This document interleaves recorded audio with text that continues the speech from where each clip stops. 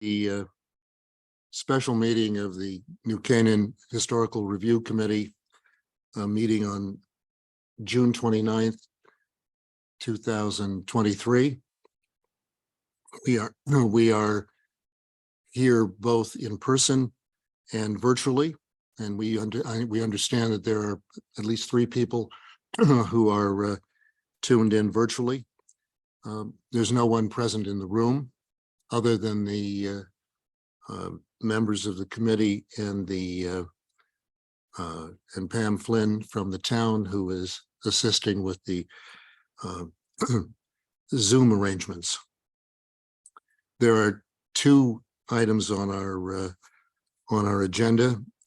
The first is relatively brief, which is a report on the recommendations that the committee has made to the town council and to the P&Z Commission with respect to proposed amendments to regulations and enabling statutes. There has been, the report is that there has been no substantive movement with respect to those. I have had communications with Chairman Butterworth of the amendments, if that's the right committee name, the Amendments Committee, the Town Council, and he has been in communication with the chairman of the P&Z Commission with respect to the proposals we've made. There has been an effort to schedule some sort of a meeting that we can discuss them. That has not yet come about, and when it does, I will report both to the commission directly and probably have a public meeting with respect to that. And that is the extent of report that I will give with respect to the proposals that we made. The next item on our agenda of the special committee, it relates to the objection to the request for demolition of 751 Weed Street. We have received and have reviewed the objection that was made to that. We have some members of the committee have had an inspection of the property externally and internally, and all of us have reviewed photographs that are available both from those inspections and from photographs that are online through Zillow when the property was apparently offered for sale earlier than it is now. And as a result of the our considerations, I will open it to the committee for discussion.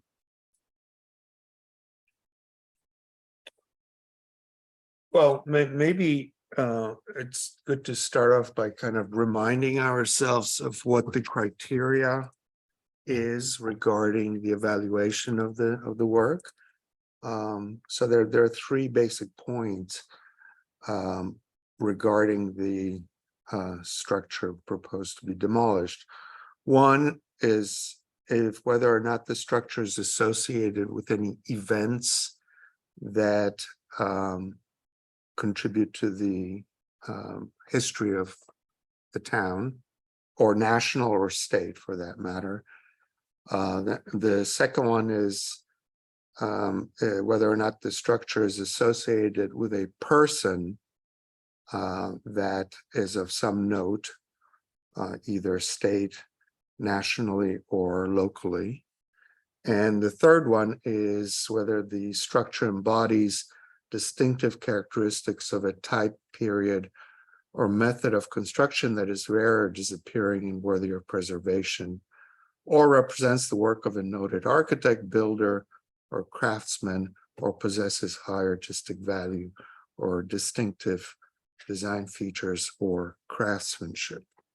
So, and you're quoting there directly from the enabling of legislation that created this committee. exactly, from the ordinance. Right. Right. So here we are. The information on the house that we have. It started off with the objection from Mimi Finley, who's done extensive research regarding the ownership of the house and various people associated with it. I can just kind of summarize it. The house was built in 1926 by Dr. Sellinger, who demolished a previous house, a Victorian style house that was there before and owned by the Weed family.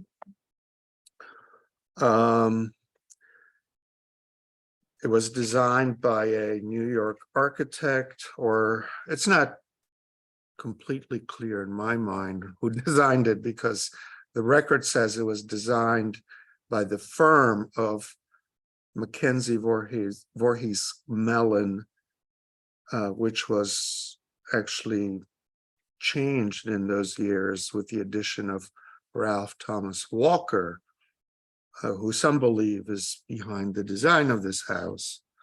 It is not clear to me, whether it was actually Walker or someone else in the firm. Walker is known specifically for many Art Deco skyscrapers in New York. That's how he's made his name and experience. So personally, I don't see much connection between the body of work in New York and the house that we are looking at, which is more traditional, more farm-like, or though a very big farm-like structure. It's actually more akin to some of the mansions that were built in those days, like the monastery across Elm Street, which was converted to housing. But it's that kind of a plan, which has many wings, courtyards, etc. So it has a mansion-like quality, although it looks like a farmhouse from its exterior cladding and finish. So that's kind of one comment I have. I don't see any particular style other than the traditional wood frame construction and cladding that one sees in many houses. I would say it's an interesting building, certainly, but architecturally, I guess you could say farmhouse. It almost has a kind of quality between a European structure and some of these European farmhouses, maybe. But it is an interesting building. I should note, for the benefit of those people who are viewing this meeting virtually, that the objector, Mimi Finley, has come into the room. We have just, for your benefit, I will tell you that we started about 7 minutes ago and reviewed, in terms of the agenda item respecting 751 Weed Street, we reviewed the criteria under which the committee considers these proposals, and we just had a discussion of the terms of your letter, and we're discussing now how, if at all, it fits within your description, and our view of the property fits within the framework of how this committee decides. My view, after hearing what my fellow commissioners have said, and my own view of this, is that I don't see this as a particularly, it doesn't really seem to fit in any of the three categories of the ordinance that empowers this committee and sets forth specifically the criteria that we're supposed to consider. The first being that there's some event that's associated with the building. I don't see that. Secondly, that it is somehow associated with someone of significance, either state, nationally, or locally, to the property. And the last really relates to the I won't describe it as uniqueness, but these specific qualities of the building that make it culturally or historically or architecturally important and worthy of continuing its existence as opposed to its demolition. Those are kind of the summary of, I think, a fair summary of where we are currently. And unless fellow commissioners have something to add to my Reader's Digest version of the previous 7 minutes or so, I would open it to public comment and invite you, Ms. Findley, to say anything you wish to say or respond to what summary I've given to you. I can barely hear you.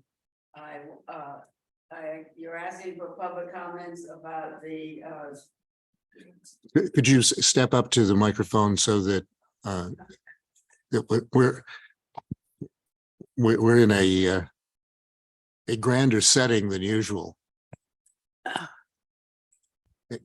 Would you like me to give you an even shorter summary of what I told you, or did you? I can't hear you. I'm sorry. This may be the first time in history anyone's ever asked me to speak up, but I will. Please do. But I will tell you, our review of the property and our review of your objection. Oh, caused I us- thought we were starting with the statutes. Yes, well, we have the statute. That's what we did in terms of the 3 factors. The structures associated with events that have made a noted contribution to national, state, or local history. Right. That's 1. The structures associated with the lives of persons noted in national, state, or local history.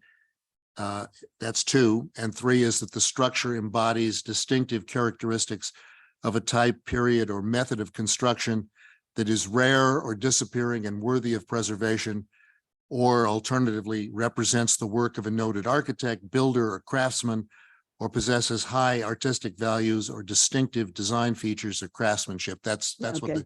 what the ordinance says. Right. And what I was saying in summary form is that the individual members of the commission have questions as to how, if at all, any one of these 3 really the property fits in any one of those three categories. How it fits? Yes. Well, I think I spelled it out, I thought, in my letter to Brian about the contemporary, well, they're not contemporary anymore. Early 20th century mid 20th century residents who had interesting careers. The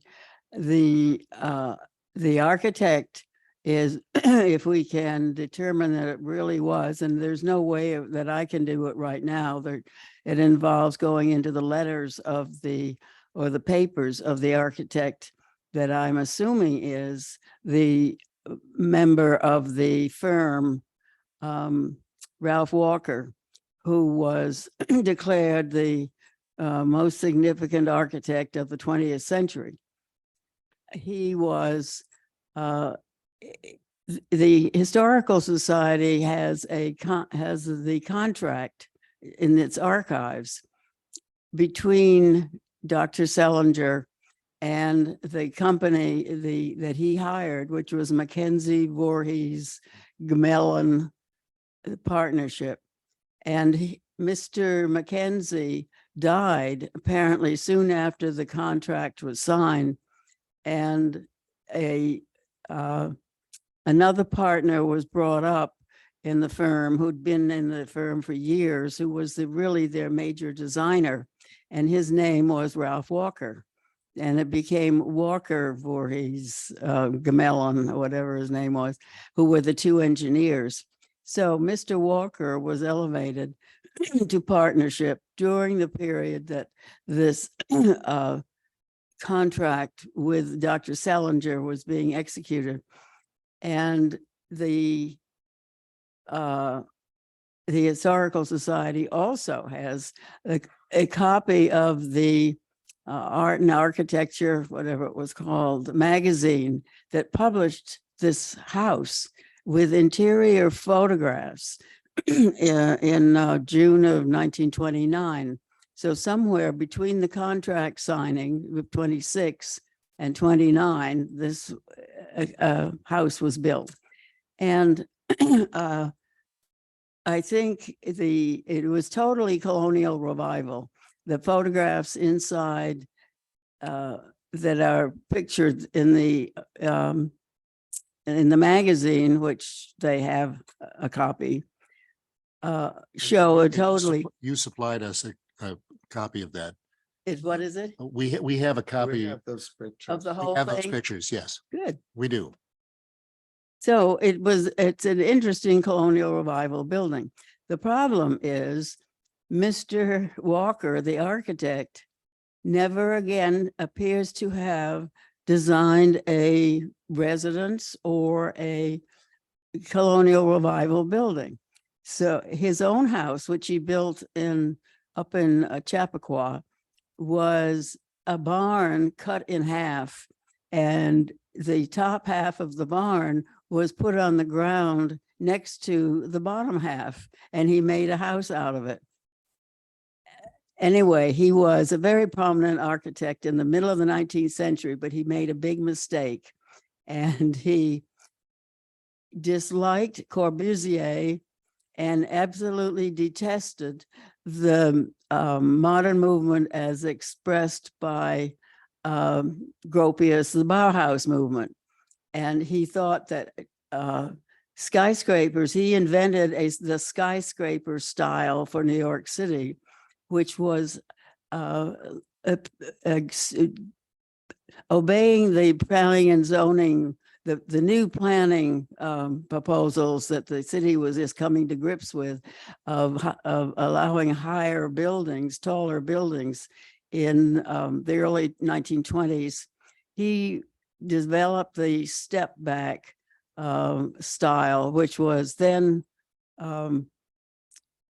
proposed by the zoning commission so that you could have sunlight on the sidewalks.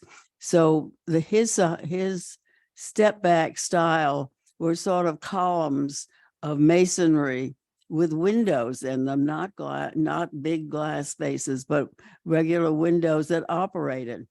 And that is what he proposed for skyscrapers forever. Unfortunately, after he had hit his most famous period, which was about 1957, he had been head of the AIA, he'd been head of a landmarks commission, the design commission in Washington. He then really became an outcast about 1960, and was what can we say, not fired, but he was expelled from the AIA, which he had just been the chairman of. So he was so outspoken about his distaste for glass buildings and smooth surfaces, undecorated surfaces, that they expelled him. And then there's a long story about a problem he had with a particular architect whose children I used to babysit for, Phil Creer from Dallas. And it took another 5 years before he was forgiven and invited back into the AIA. But by then he was so despondent, he committed suicide in 1973. So his tale is quite astounding. When he was declared, well, I guess it was Frank Lloyd Wright said he was the only other architect in America who was honest. Anyway, he was a very well-known architect. I have two issues with respect to that, and I don't mean this at all humorously, but for what Mr. Walker is due, what he's famous for is not visible in this house. It's not Art Deco by any measure No, at No. all. And candidly, the evidence that this is a Walker design purely is lacking. well, it's going to involve, if anybody really has to know, because I don't have the time to do it, but you have to go into his papers. There are some, they're spread all over. There's some in Syracuse, some down in at the Avery Library and so on. It's not published at all. I went to New York and went through the holdings of the New York Public Library. I skimmed the book that has just been written about him by Catherine Holliday, and it appears that she was not interested in anything that wasn't Art Deco, and she describes all his skyscrapers in great precision, but does not mention any residential buildings. She talks about his planning from a large point of view, as far as planning suburbs, planning where they should be placed, how they should look like the English suburbs, and so on, but it had nothing to do with individual house. So it's going to take a lot more digging if we ever find it. Did he live in New Canaan? Hmm? Did he live in New Canaan? No, he lived in New York. Ah, Well, I guess he lived in New York, but he had a house up in Chappaqua. I see. Oh, okay, you mentioned that. So, So, look, yeah, I mean, I think that's a good point, because it kind of leads one to the third criteria, which is distinctive features, design features or craftsmanship, et cetera. The resulting image of this house seems to me to be more of a related to a standard farmhouse. Yeah, it's a Kind of- colonial revival house. Right. Yeah. So, that's an area that, I would find very thin regarding, that criteria. Well, I think the colonial revival period in New Canaan is completely unstudied. And we had a number of New York architects who did amazing things out here, just charming, lovely. And half of them, I think, probably have been torn down. But the colonial revival movement was very strong in Connecticut, as you could imagine. And Dr. Selinger was so active in the Historical Society, fundraising and helping them purchase, I think it was the Hanford Silliman House. Anyway, he was certainly one who was interested in reviving colonialism here in New Canaan. well, there's a point on the third point of the ordinance that says the structure embodies distinctive characteristics of a type, period, or method of construction that is rare or disappearing and worthy of preservation. And in your point being that there's a lot of it around, and I think there is a lot of it around, it's difficult, for example, in contradistinction to our consideration of the property on St. A's ground, that building, which was in our view utterly unique in terms of the architectural style, the name of which escapes me as I sit here. Stick style, correct. The commission brings a variety of experiences and background to it, and I always look to you for the architectural history about this. One cannot say, I don't think, in New Canaan that this house is uniquely colonial revival. and the association with Mr. Walker is Tenuous at best. tenuous and fleeting. And candidly, there are numbers of properties in New Canaan which are sort of known by the architect who designed them. And I'm not thinking just of the glass house, but there are lots of Philip Johnson houses, for example, that you look at and someone would say, well, that was a Philip Johnson house. Knowing that, I can't say that I've ever had anyone say that's a Ralph Walker house, and I don't think No, anyone you has. don't know that. No, and so it makes it difficult. It's difficult for me, knowing what I know about what the statute is looking to do, what the ordinance is looking to do, and the power that we have. I think personally, it's a stretch for me to cram this into these three.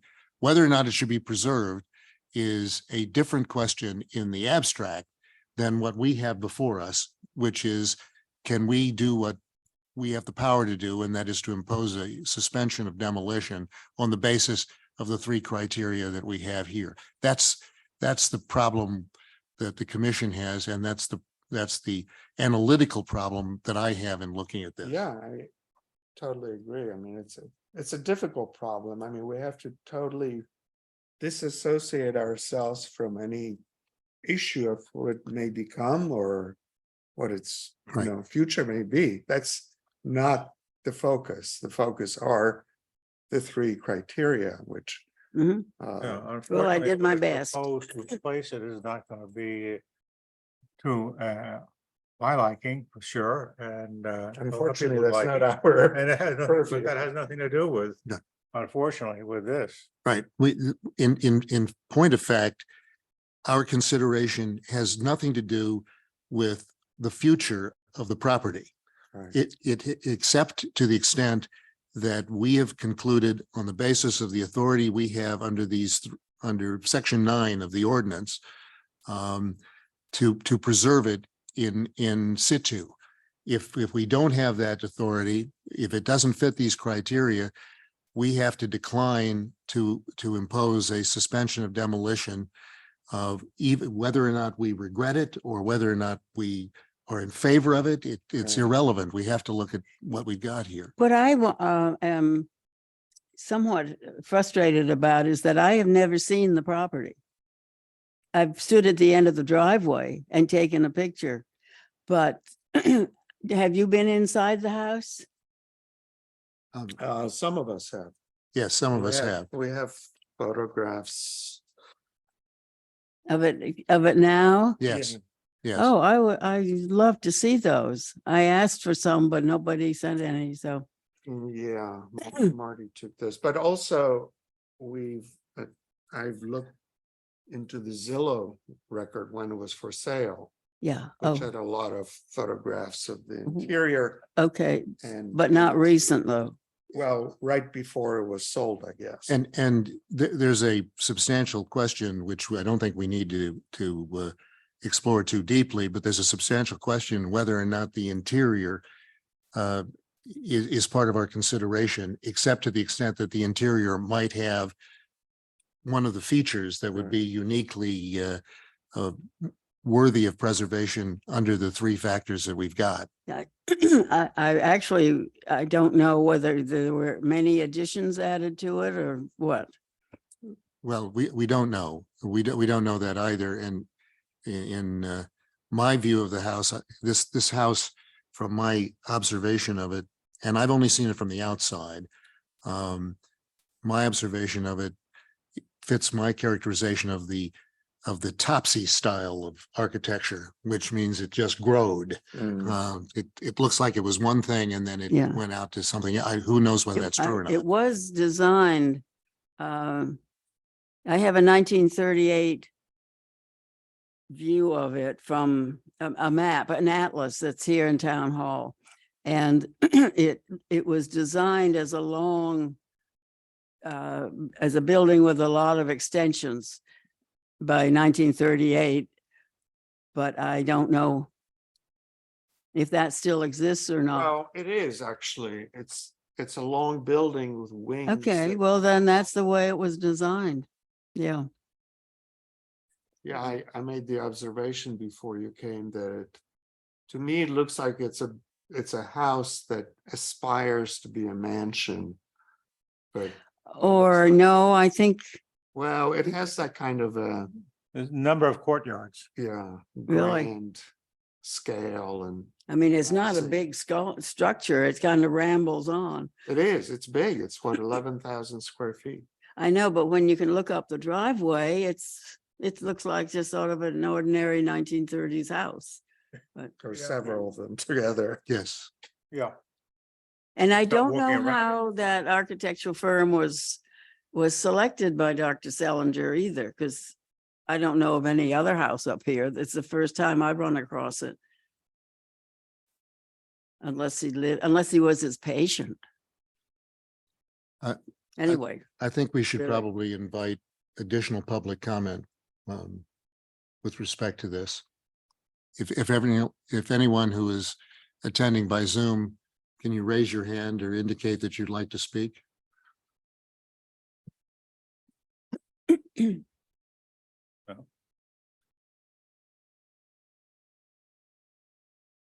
I take it that silence is acquiescence to our proceeding. Seems that way. Yes.